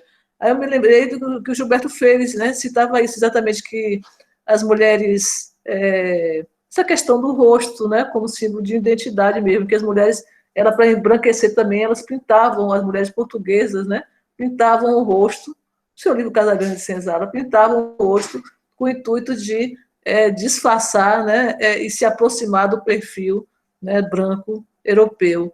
Então, essa questão do rosto como símbolo realmente de formação de identidade e subjetividade dos indivíduos. Eu queria, Alessandro, que você também enfatizasse, que está lá na sua documentação, a questão da relação do trabalho enquanto elemento de construção de masculinidade para as classes subalternas. Porque, como você mesmo citou, né, eles não são pessoas que, às vezes, têm propriedades, ou se têm, são propriedades, pequenas propriedades, né, que para garantir a subsistência apenas desses indivíduos. Então, essa questão da relação do trabalho e da bebida, porque a bebida é um elemento de construção de masculinidade que perpassa o espaço urbano e rural. Mas, né, como é que você vê essa relação, portanto, entre a questão do trabalho e a bebida na zona rural, na construção de masculinidade? Eu encontro uma visão não compartimentada, sabe?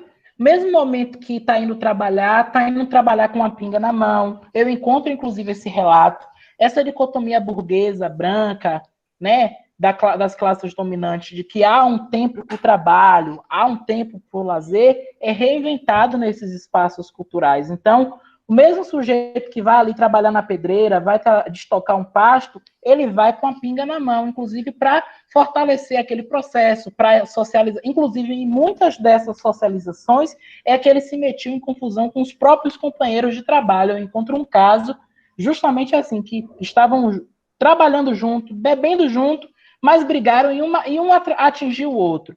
Então, apesar do discurso da ideologia burguesa, isso é uma observação que a minha orientadora fez no texto, muito importante essa observação dela, que apesar da moral burguesa supervalorizar o trabalho, ela tem uma compreensão dicotômica do trabalho. O momento do trabalho, o tempo da disciplina do trabalho e o tempo do lazer, bem pequeno, bem espremido numa ótica burguesa. Mas esses homens populares estão reinventando essas temporalidades, bebendo enquanto trabalham e fazendo do trabalho também um espaço de sociabilidade, né, em que a masculinidade pode ser exibida, né, em que valores de masculinidade podem ser demonstrados.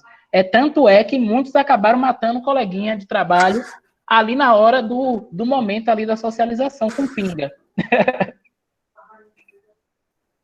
Muito bom, gostei dessa sua observação, né, exatamente da ausência de dicotomia, né, de fato, onde o trabalho e lazer, né, e a própria noção de tempo também não é a mesma, pensar o espaço rural, por isso que eu digo a você que pensar a dominação masculina é pensar o espaço enquanto construção cultural, né, porque você, quando pensa no espaço rural, não só não há uma dicotomia, mas também há uma noção de tempo diferenciada, é um tempo determinado mais pelas as questões climáticas, né? Então, por exemplo, o sol, né, principalmente no sertão, e aí entra a questão regional, o sol ele é determinante para condicionar o horário do trabalho, né? Então, ser trabalhador não significa necessariamente trabalhar as 8 horas seguidas, mas acordar 4 e terminar 11 o trabalho, entendeu? Porque a partir das 11 não se pode mais desenvolver o trabalho na zona rural.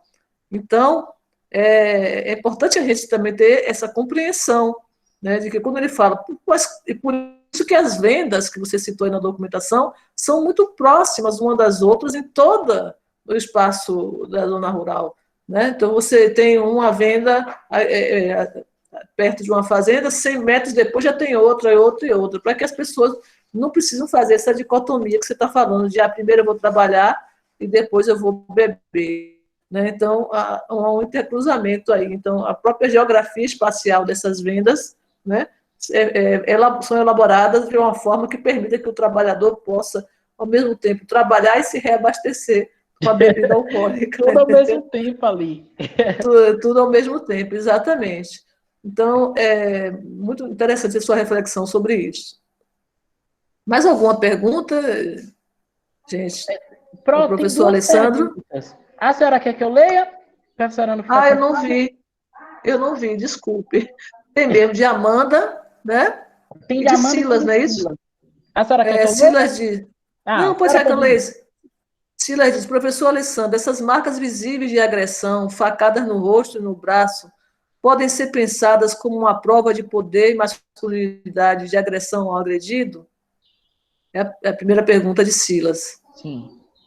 E aí vou ler agora de Amanda, né? Amanda diz, pensando no adultério, muitos homens, ao descobrirem a traição pela parte da mulher, acreditam que para limpar sua honra recorre à violência e até matar sua cônjuge e seu parceiro. Você acha que isso se dá pela ideia patriarcal, que a mulher é propriedade do seu companheiro e quando ela tem sua propriedade invadida, ele deve mostrar sua masculinidade e poder? Então, são duas perguntas que estão aí intercruzadas, né? As duas envolvendo a ideia da masculinidade e a honra. Certo. Muito obrigado, gente, pelas perguntas, tá? Vou responder primeiro a de Silas. Silas, a gente tem um limite na nossa pesquisa de história com processos crimes. Eu não posso saber o que eles pensavam dessas agressões se eles não falam nada. Eu posso supor que ter as marcas, as feridas no rosto ou no corpo pudesse demonstrar a virilidade, porque a quantidade de vezes que eu sofri uma agressão e sobrevivi. O mesmo acontece no mundo dos criminosos, né, que usam armas de fogo e colecionam as feridas de bala como status na sua própria comunidade, na subcultura de criminosos.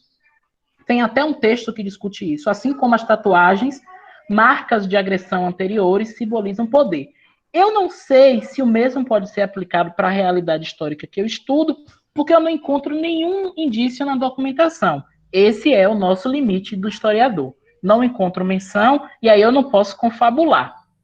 Quanto a Amanda, com certeza, Amanda, a ideia patriarcal de mulher como propriedade, que não apenas estava disseminada em todas as classes sociais, como era pressuposta nos próprios códigos penais. Os códigos penais e o Código Civil, ao associar o homem como cabeça do casal, como chefe de família, como responsável pela mulher. Mudança que, no meu período histórico, ocorre lentamente devido às pressões do movimento feminista. Eu já encontro alguns juízes, por exemplo, bastante positivos em relação aos direitos das mulheres. Mas, no geral, entre os sujeitos da minha pesquisa, eu encontro uma crença bastante disseminada das mulheres, principalmente as mulheres pobres, que são as mulheres que eu encontro, como propriedade masculina.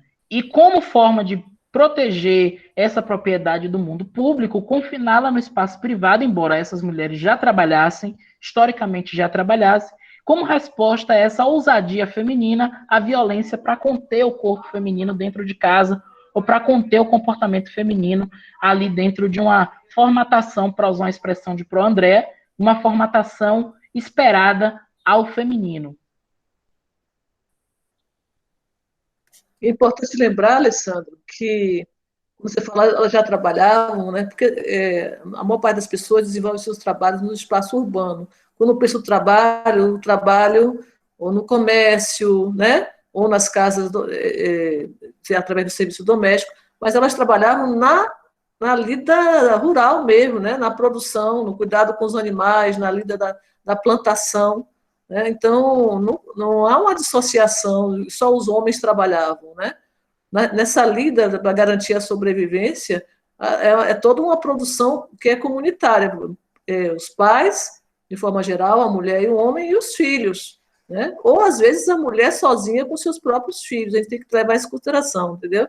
Não é dizer que elas ficavam esperando, aguardando, né, o resultado do trabalho do homem, ou fora da plantação, ou nas cidades, não era o que ocorria, não é o que ocorria nem o que ocorre, né? Há umas permanências em relação a isso. As mulheres já desenvolviam atividades para garantir sobrevivência, né, na própria terra e na comercialização também dos alimentos, né, que eles conseguiam produzir, né, de subsistência. Então, é bom a gente levar em consideração essas questões econômicas, que não é o fato da mulher não ter o controle econômico que garante, né, ou que permite, que faz com que o homem pense que tem o poder sobre a mulher. Não é. Então, não adianta apenas ocorrer a libertação no sentido econômico, a emancipação econômica feminina. É lutar contra algo muito mais forte, que é o que nós chamamos o tempo todo, né, do patriarcado e da dominação, ou das dominações masculinas, como a Alessandro chamou aqui a atenção, que faz com que homens e mulheres introjetem a ideia de domínio e submissão, sempre, lógico, com a resistência, né? Com a resistência a todo esse processo, mas o fato que não adianta levarmos em conta apenas a questão de classe, ou seja, de que se a mulher conseguir a emancipação econômica, ela vai romper com essa estrutura de dominação, porque se fosse assim, né, como eu estou chamando a atenção, várias mulheres, tanto na zona rural como na zona urbana, são o quê? Matrifocais, elas sustentam as suas famílias, elas são as chefes econômicas das suas famílias, né? E isso não faz com que elas se libertem desse processo de violência ou de dominação sobre seus corpos e sobre suas vidas. Bom, Jade Cerqueira fala, Alessandro, muito bom ouvir sua desenvoltura, a fala de cada um muito interessante, de estar com um grande mestre, professor Brian, né? Fábio Ribeiro diz que é fundamental essa discussão. Ele diz aí, parabéns para a Andréa, professora Andréa. Ah, eu não tinha... É verdade.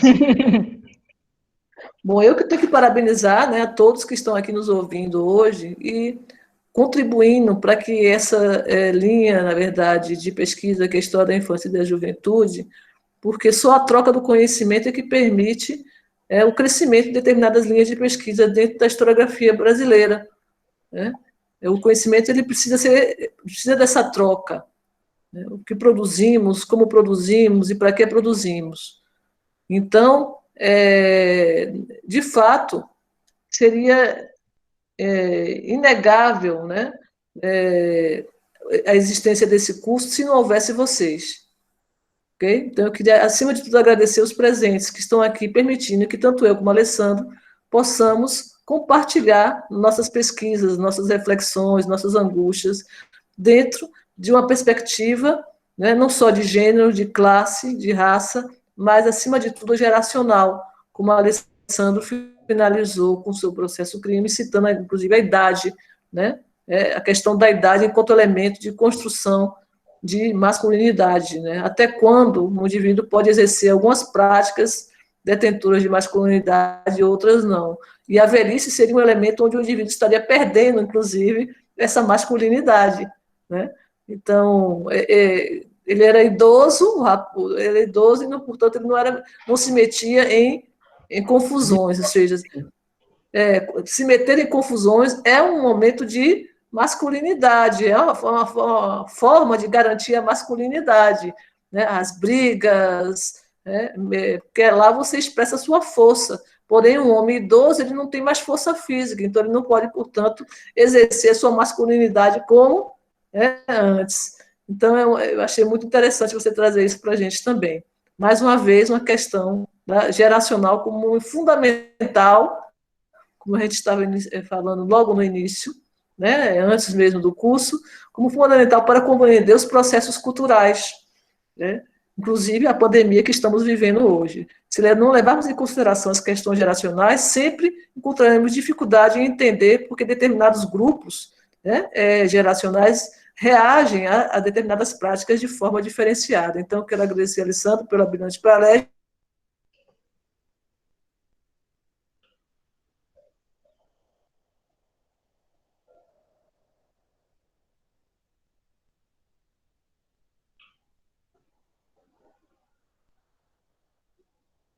Ele surgiu,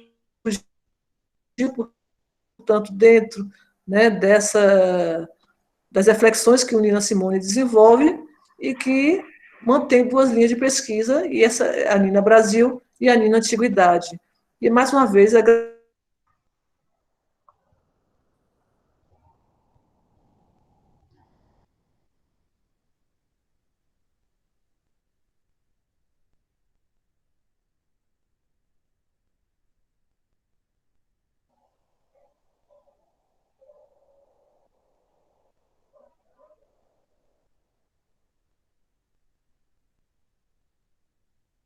menina.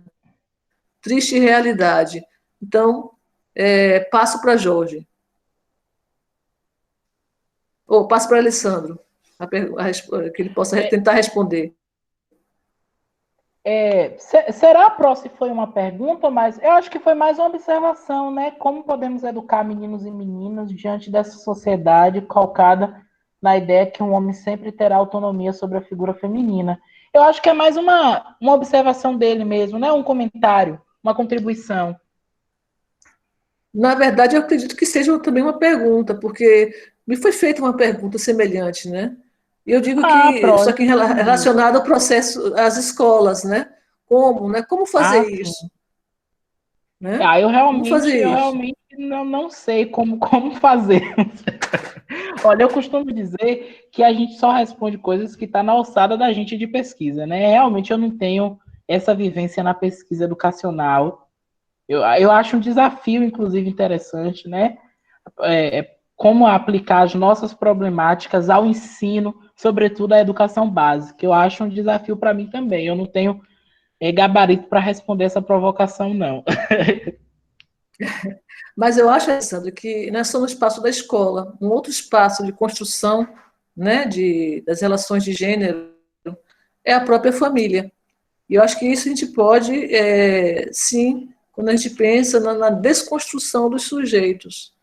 Nós não podemos tentar aplicar nenhum tipo de mudança na forma de agir e pensar sobre as relações de gênero se não alteramos nossas práticas, nossas próprias práticas no nosso cotidiano, né? Eu tinha lembrado isso logo no início da minha apresentação, porque é impossível que a gente faça uma reflexão, uma aplicação dentro de uma escola, seja no nível fundamental, médio ou no nível superior, se a gente não faz esse exercício cotidiano e diário em nossas vidas, em nossas casas, né? Então, eu acho que é o primeiro passo. Por exemplo, quando você, dentro da sua estrutura familiar, estabelece divisões do processo de trabalho entre o menino e a menina, colocando a menina para trabalhos domésticos e o menino para pequenos trabalhos fora de casa. Isso aí já demarca que você não está se desconstruindo também nas suas próprias relações de poder, né? E fazendo com que essas relações assimétricas elas continuem. Eu citei a questão das brincadeiras, né? Quando você estabelece brincadeiras de meninos e meninas, né? Você também está construindo relações de poder que vão solidificar essas relações, né? De assimetria de gênero. Então, eu acho que é um exercício, sim, diário, cotidiano, e é a única forma, porque senão dá a ideia de histórico, né? De que não é impossível, portanto, romper esses processos de dominação, e não é verdade. Mas é um exercício que as pessoas devem estar dispostas a fazer no seu dia a dia, no seu cotidiano. E, mais uma vez, inclusive, eu levanto a questão geracional.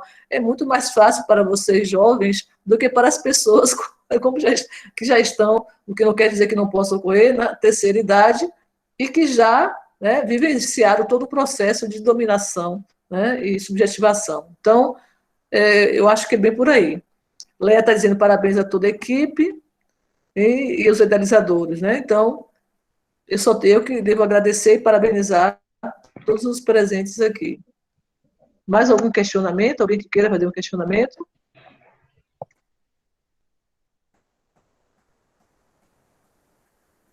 Temos tempo, 11h40 temos tempo. Pedro disse que tem um questionamento. Passa para Pedro, então. Uma questão que me ocorreu na última exposição de Andrea e que, devido ao tempo, eu não consegui colocar. E que também eu lanço essa questão para Alessandro. É sobre crianças e jovens que foram criados, educados por outras famílias, né? Eu já vi alguns trabalhos em feira em que há essas menções. Eu gostaria de saber de vocês, se vocês encontram nas pesquisas de vocês, essa prática, principalmente famílias pobres, darem esses meninos, né, para outras pessoas mais abastadas criarem, e aí você vê diversas práticas de violências, inclusive de gênero, sendo praticadas.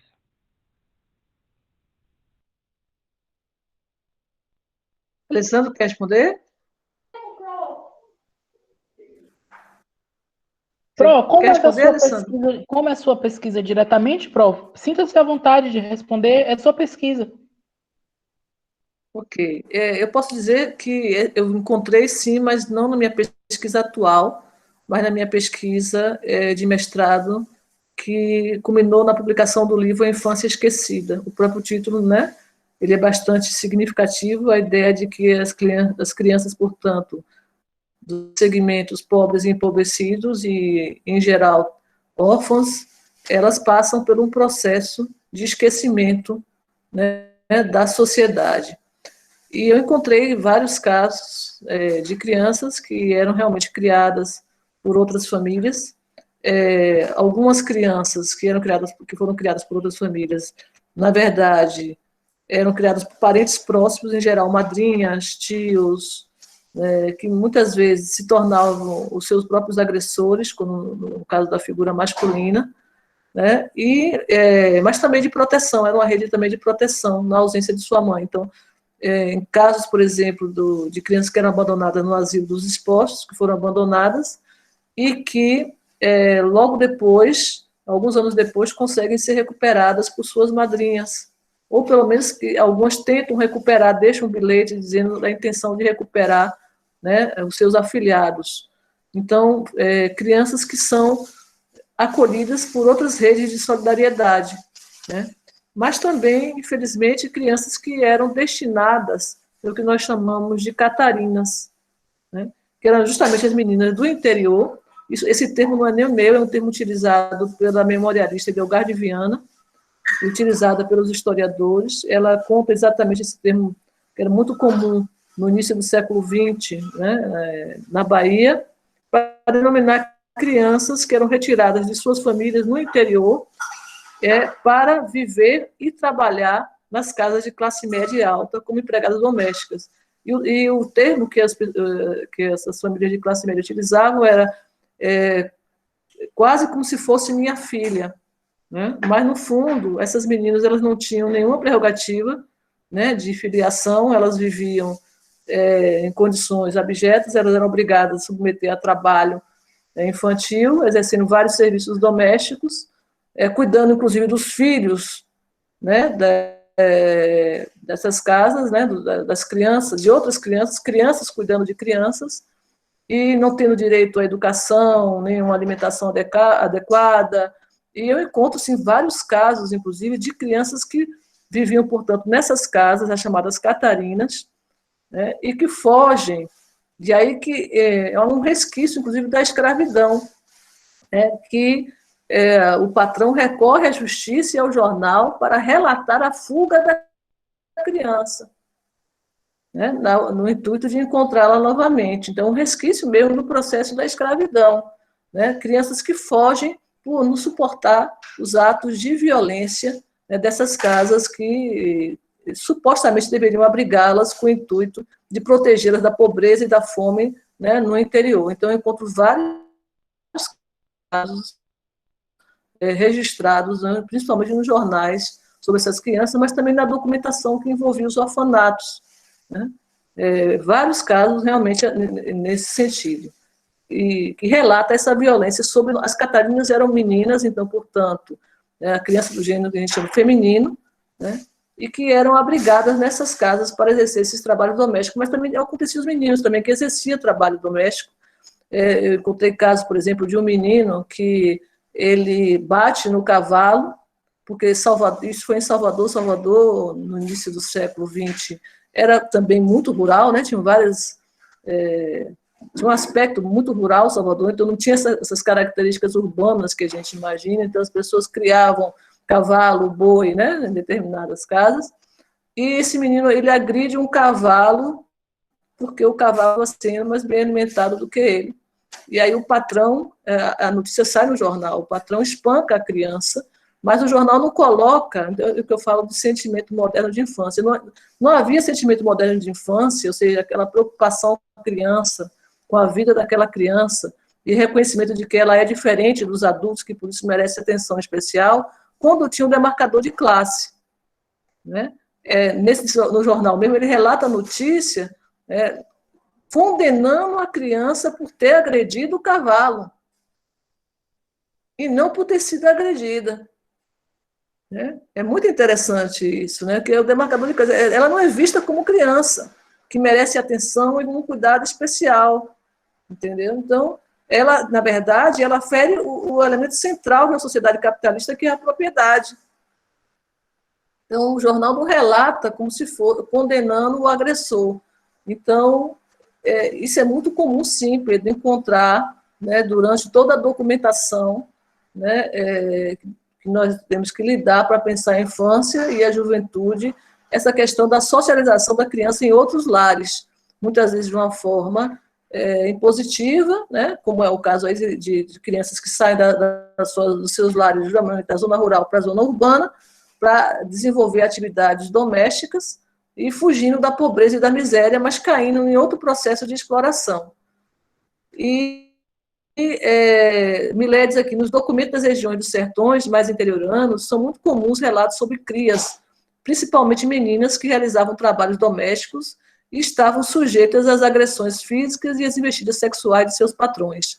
Há relatos de mães de meninas defloradas que tentam recuperar suas filhas que foram deixadas em caso de fulano de tal, etc. Muito bom, Milé, você falar sobre isso, né, porque eu encontrei casos também de estupro, né, de várias meninas, que estavam na faixa entre 10 e 13 anos, pelos seus patrões ou filhos dos seus patrões.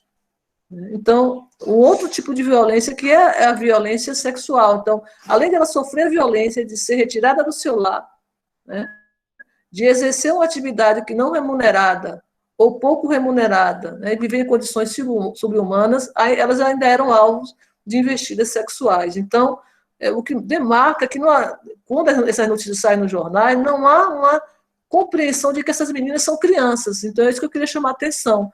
Quando eu disse que a história da infância e da juventude deve ser levada em consideração o demarcador de classe, gênero e raça, e que a própria noção de infância ela é perpassada pela noção de classe, porque o que é ser criança para uma criança pobre? Então, as elites, né, quando elas registravam a percepção sobre a criança pobre, era sempre a partir de uma perspectiva ou da repressão, né, meninos que estavam como vadios, vistos como vadios nas ruas, então sempre exigindo a atuação da polícia, né, nesse processo.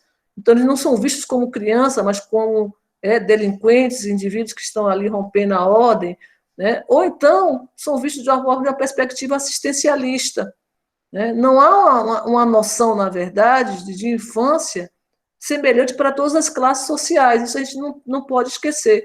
Né? E aí também para a juventude. Então, pensar a infância e pensar a juventude é pensar a partir desses marcadores, que não dá para você, né, compreender as ideias e os valores que são utilizados por cada sociedade, em cada temporalidade, para definir o que é infância e o que é juventude, se não levarmos em consideração esses marcadores de gênero, de raça e classe.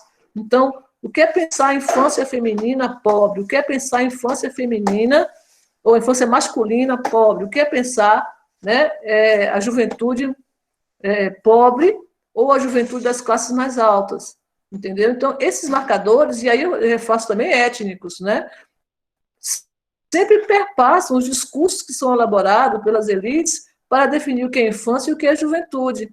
Né? Quando você vai às fontes, você não encontra a criança, né, fulana que sofreu violência tal, é sempre, né, o menor, o termo menor para designar, né, ou então o moleque, né? Então são termos que sempre depreciam, né, aquele grupo etário, aquele indivíduo, aquele menino ou aquela menina. Então, não, esse sentimento moderno de infância que o Felipe Ferreira, né, salienta no seu livro sobre a história da família, ele tem que ser pensado a partir dessas variáveis, porque, com certeza, não ocorre quando se leva em consideração as classes mais baixas ou, né, os grupos subalternizados de forma geral. Então, não podemos deixar de levar em consideração esses critérios. Estudar a história da infância e da juventude só através dessas 3 categorias, porque cada sociedade constrói, sim, noções diferenciadas de infância, noções diferenciadas de juventude, que mudam com o tempo. Mas essas noções não são homogêneas, né? Essas noções não são homogêneas e elas perpassam essas 3 variáveis. Pensar em criança pobre, definir o que é criança para uma menina pobre, não é a mesma coisa de uma menina de classe média alta. Quando a menina, né, de classe baixa é estuprada e engravida, né, todos aqueles que são contra o aborto defendem que esta menina perca a sua infância, e não a vê, portanto, como criança, e que assuma a maternidade. Mas se isso ocorre com uma menina de classe média alta, o discurso já é diferente. Entenderam? Então, eu quero que isso fique muito claro, né? Porque não dá para a gente estudar a história da infância e da juventude se a gente pensar que o que é a história da infância? São ideias, são valores que são construídos, na verdade, sobre as experiências infantis, sobre o cotidiano infantil, né? Em cada sociedade, em temporalidade diferente. Essas ideias não estão dissociadas da nossa sociedade. E se a nossa sociedade é hierarquizada pela questão da classe, pela questão do gênero, pela questão da raça, esses valores e essas ideias sobre as bases da vida humana também vão estar presentes. Né? Não dá para a gente construir uma história da infância e da juventude dissociada da análise da própria sociedade e das relações de poder que se formam nessa sociedade. Basicamente, isso aqui que nós estamos defendendo nesse curso, eu e Alessandro, né, a partir de perspectivas diferentes. Né? Eu discutindo a questão da construção de feminilidade, eu citei a questão da maternidade, inclusive desse processo de maternagem, que é o processo de criação e socialização dos filhos. Pedro até perguntou, acho que foi na aula passada, sobre isso, falando sobre a questão dessas redes de solidariedade, né? Quando as famílias pobres socializam seus filhos, muitas vezes, né, não através da mãe, mas através da avó, da tia, da madrinha. Então, a rede feminina de solidariedade, mas que mantém o sistema do patriarcado, porque são mulheres cuidando de crianças, mesmo que não seja a mãe biológica. Bom, eu não sei se eu respondi, né, a pergunta. Você vai e volta, e eu não sei se eu cheguei a responder a pergunta de Pedro. Consegui, Pedro, responder? Leia a pergunta aqui, me indica alguma leitura. Aquele Google Classroom também está no e-mail, correto? Está no e-mail correto? Tem 2, na verdade, né? Tem 2 com 2 senhas do e-mail. Então, caso tenha dificuldade de entrar em um, tenta entrar no outro, que as informações são as mesmas. Sobre as referências, né, estão lá nos slides, mas eu vou também colocar alguns textos lá, baixados em PDF, para que vocês possam ler. Eu e Alessandro. Mais alguma pergunta? Não? Então, pelo horário, são 11h54, eu acho que podemos finalizar, né? Eu queria mais uma vez, agradecer por tanta presença de todos e todos, e dizer que foi um enorme prazer mesmo, muito grande montar esse curso, com o professor Alessandro aqui, né, como convidado, né, o mestrando da UFBA, e passar a palavra, então, para que ele também finalize, né, a sua exposição e se despeça dos demais. Gente, agradecer a todo mundo, né, que ficou Obrigada, os dois Luciano. dias, todo mundo que participou, que problematizou, que instigou aí no chat. Agradecer ao professor Brian que participou, deu suporte, né, se ofereceu para ajudar na hora que eu e para o André tivemos probleminha aqui com o slide, mas ocorreu tudo perfeitamente, né? Eu acho que ficaremos, criamos uma nova rede aqui, né? As pessoas que estão aqui já vão poder conhecer o trabalho de Pro André, já podem conhecer o meu, né? Isso quando eu publicar a dissertação, claro. Mas eu fico muito feliz desse espaço de troca, principalmente por ser com o professor André, que além de uma excelente pesquisadora, que muito me influencia, também uma pessoa amiga, né? Muito obrigado a todo mundo. A recíproca é verdadeira e obrigada, portanto, a todos. E eu me despeço desejando a vocês, então, uma boa sexta-feira. Obrigada.